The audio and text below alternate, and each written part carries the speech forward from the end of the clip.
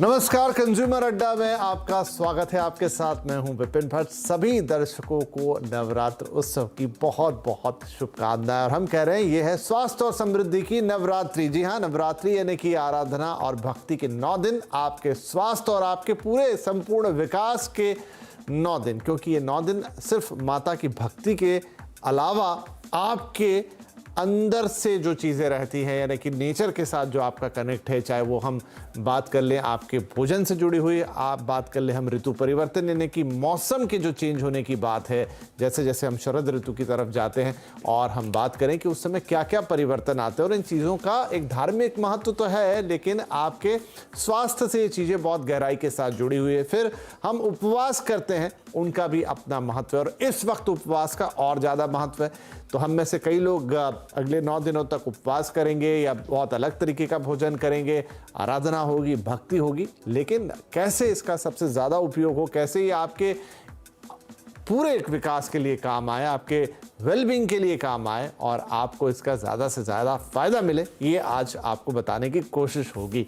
तो हमारे साथ कुछ खास मेहमान जुड़ रहे हैं। न्यूट्री वेलबींग की dietitian in chief Alka Gangwani, साथ में हमारे साथ हैं योग गुरु आचार्य प्रतिष्ठा, और जुड़ेंगी न्यूट्रिशनिस्ट अंबिका कुमार। आप सभी का बहुत बहुत स्वागत है। तो आचार्य श्री, सबसे पहले तो आपको बहुत बहुत धन्यवाद, क्योंकि आज से आपके भी कई कार्यक्रम थे नवरात्र के, लेकिन फिर भी आपने हमारे लिए वक्त निकाला, उसके लिए हम आपका आभार व्यक्त करते हैं। आपसे ही शुरुआत करता हूं मैं कि नवरात्रि माँ की आराधना का एक त्योहार है। हम 9 दिन तक उत्सव मनाते हैं, गरबे करते हैं, मैंने जैसा कहा कई लोग इसमें उपवास करते हैं, लेकिन थोड़ा इसका और महत्व समझना चाहेंगे, क्योंकि आखिरकार ये त्योहार जुड़ा है ऋतु परिवर्तन से भी। अब हम अलग एक मौसम की तरफ जा रहे हैं, तो किस तरीके से ये हमारे ओवरऑल वेलबींग को इम्पैक्ट करता है, क्या संबंध है इसका उसके साथ?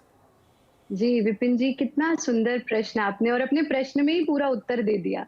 क्योंकि सही मायने में नवरात्र साल के 4 ऐसे समय पर आते हैं, जहाँ पर वेदर चेंज हो रहा होता है। और जब भी वेदर चेंज होता है तो डिजीज़ेज़, एलिमेंट्स कहाँ से आरंभ होते हैं? एलिमेंट्स हमेशा 2 जगह से आते हैं, या तो पेट से या मन से।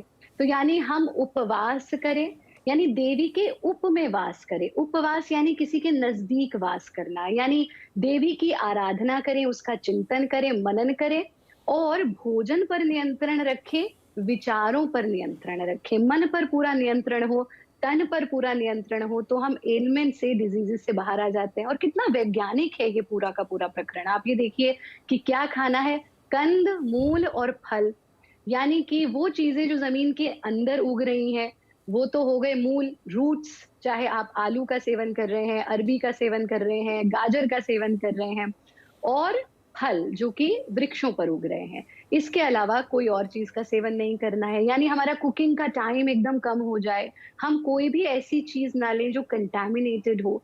हम अपने स्वयं से जुड़ें, यानी आत्मदर्शन कर पाएँ। और सबसे महत्वपूर्ण विपिन जी, ये हमारी महान संस्कृति है कि यत्र नार्यस्तु पूज्यन्ते रमन्ते तत्र देवता, जहाँ नारी की पूजा होती है वहाँ देवता वास करते हैं।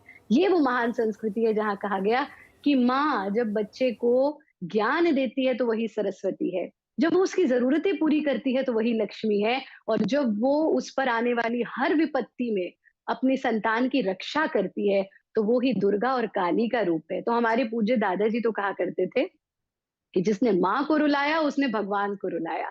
तो नवरात्र मनाने का सर्वोत्तम तरीका कि आपके जीवन में जो भी नारी रूप हैं, फिर चाहे वो आपकी माँ है, आपके बच्चों की माँ है, आपकी कोई कुलीग है ऑफिस में, या आपकी कोई मित्र है, जो भी नारी रूप है, उनका सम्मान करना हम सीखें।